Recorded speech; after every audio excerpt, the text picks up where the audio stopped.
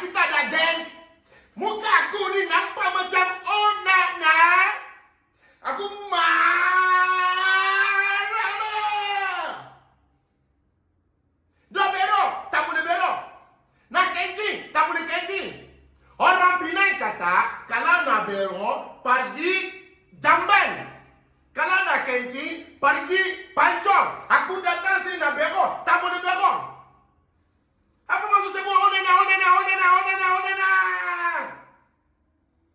Sampai darah aku tinggi ke? Kenapa korang ni dengki macam ni lah? Awaslah subscribe to my YouTube channel tak? Support filem Abang Sado. Bukan hantu. Biasa. Kini baru nak ditayangkan. Okey? Siapa lah budak ni? Apa maksud adik Ona nak datang marah kita dah geng? Muka aku ni nampak macam onak. Aku marah dah. Dah berok, tak boleh berok.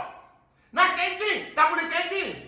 Orang Penang kata, kalau nak berok, pergi Jamban.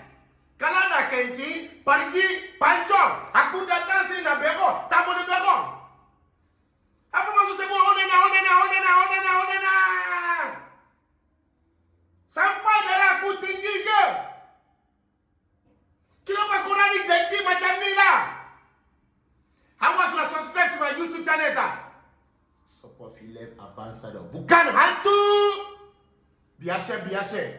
Kini baru nak ditayangkan. Okey?